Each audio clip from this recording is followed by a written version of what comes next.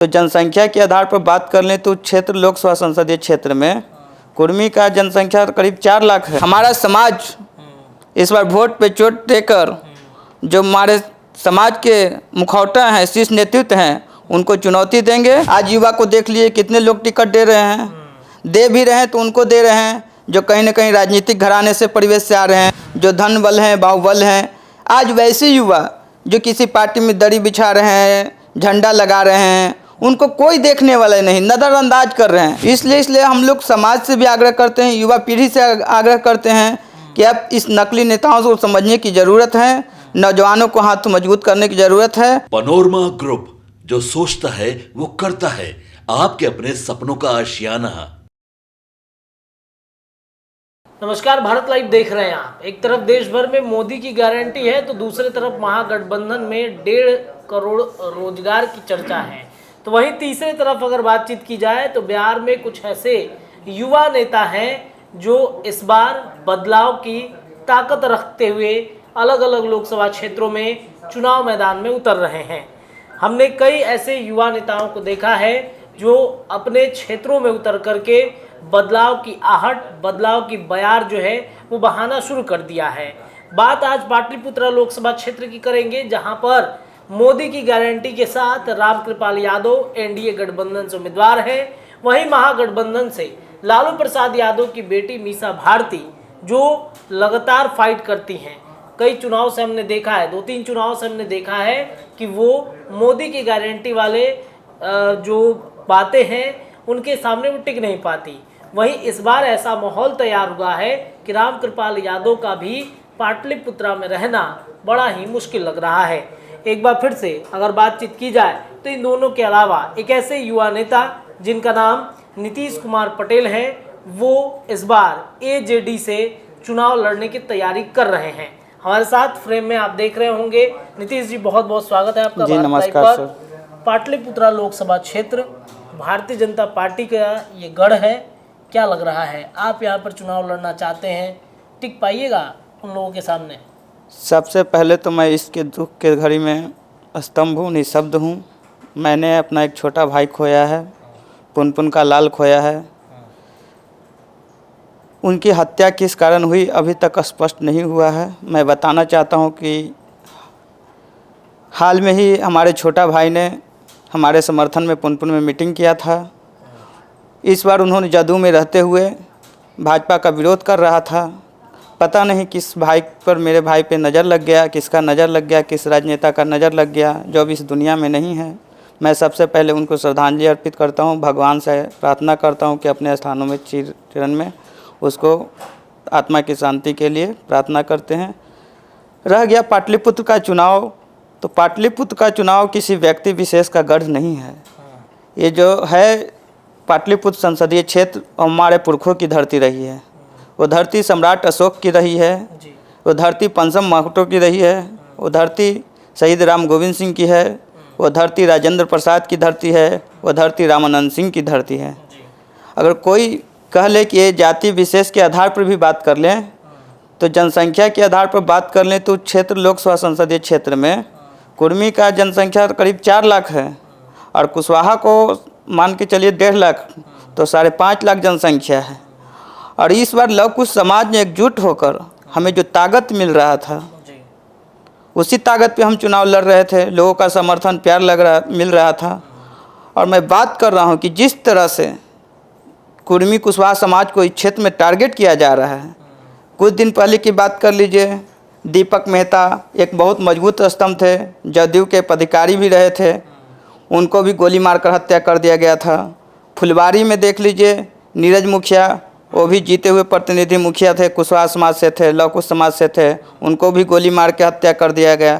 जिस तरह से हाल फिलहाल में जो पुनपुन के घटना हुआ है, कहीं ना कहीं लव कुश समाज के अंदर एक झकोर पैदा कर दिया है अपने आप में कि आखिर हमारा समाज क्या बलिदान देते रहेगा नीतीश कुमार और सम्राट चौधरी के चक्कर में? क्या आज हमारा समाज फिर से जागा है? हमारा समाज मेरा समाज है। आज समाज के अंदर एक बहुत विकट परिस्थिति आ गया है कि कहीं ना कहीं हमारे समाज को लोग टारगेट किया जा रहा है। हमारे नेता माननीय मुख्यमंत्री हैं कुर्मी समाज से, कुशवाहा समाज से डिप्टी सीएम है, फिर भी इस संसदीय क्षेत्र में लगातार हमारे समाज को टारगेट कर रहा है। सिर्फ नेता जब किसी का हत्या हो जाता है जाते हैं फ़ोटो खिंचाते हैं, उसके बाद उनके परिवार को कोई देखने वाला नहीं है। आज देख लीजिए पुनपुन में गृह विभाग नीतीश कुमार के पास है, SIT का गठन हो गया, 5 दिन से ऊपर हो गया, किसी का गिरफ्तारी नहीं हुआ। अभी हमने पुनपुन में कैंडल मार्च हज़ारों साथियों के साथ खिलाफ किया था त्वरित न्याय के लिए। लेकिन अब सरकार ये गूंगा हो चुका है, बहरा हो चुका है।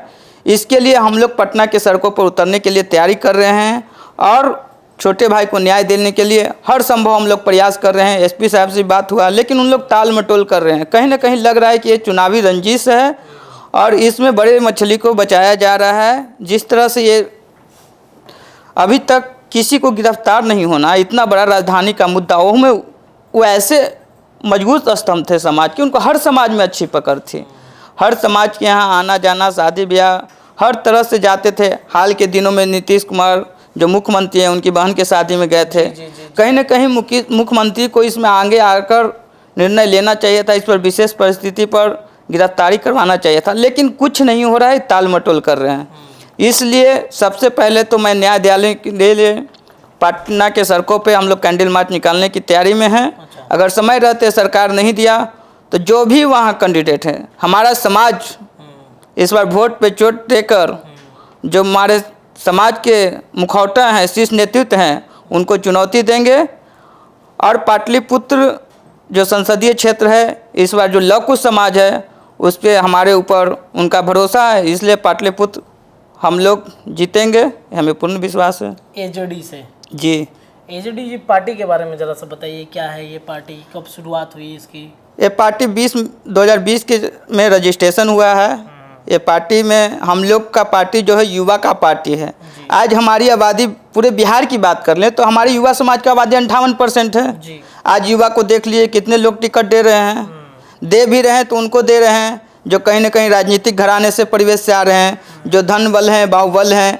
आज वैसे युवा जो किसी पार्टी में दरी बिछा रहे हैं, झंडा लगा रहे हैं, उनको कोई देखने वाला नहीं, नज़रअंदाज कर रहे हैं। इसलिए हम लोग समाज से भी आग्रह करते हैं, युवा पीढ़ी से आग्रह करते हैं कि अब इस नकली नेताओं को समझने की ज़रूरत है, नौजवानों को हाथ मजबूत करने की ज़रूरत है। हमारी आवाज़ 58% है। हम लोग क्या सिर्फ दरी बिछाने के लिए, झंडा लगाने के लिए पैदा हुए हैं?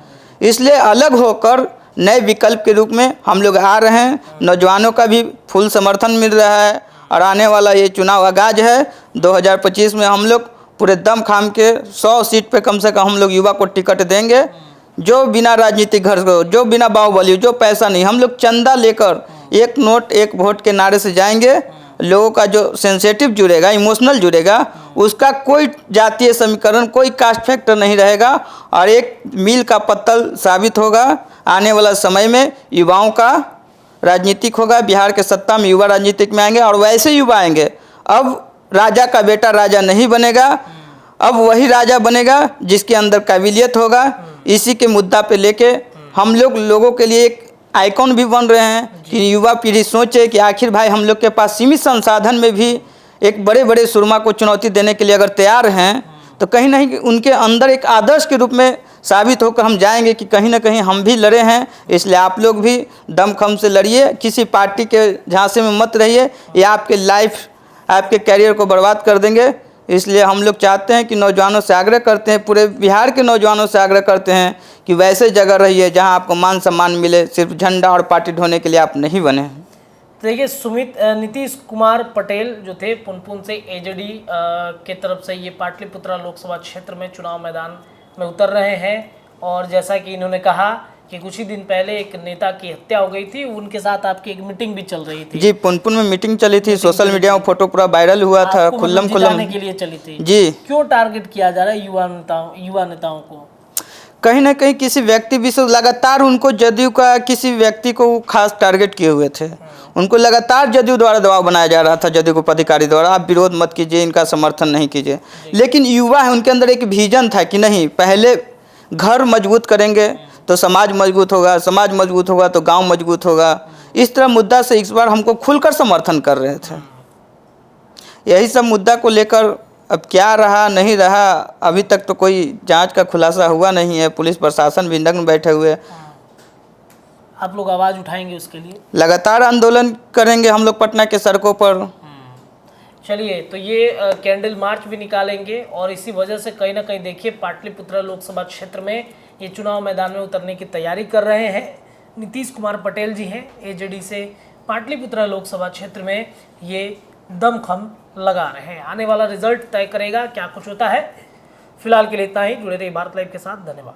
पनोरमा ग्रुप, जो सोचता है वो करता है। अगर ये वीडियो पसंद आई और वह बिहार के राजनीति और बिहारियत से सरोकार रखेनी तो सब्सक्राइब बटन दबा के चैनल के सब्सक्राइब कर ली। ओजे एगो घंटी बा, ओकरा बटन दबा देला से कुल सटीक और मारक खबर रुआ मुफ्त में मिल जाई। अगर रुआ पत्रकारिता के हमनी के नया प्रयोग में सहयोग कर चाहतानी तो ज्वाइन बटन दबा दी। पेटीएम नंबर नोट कर ली 9386816700। धन्यवाद।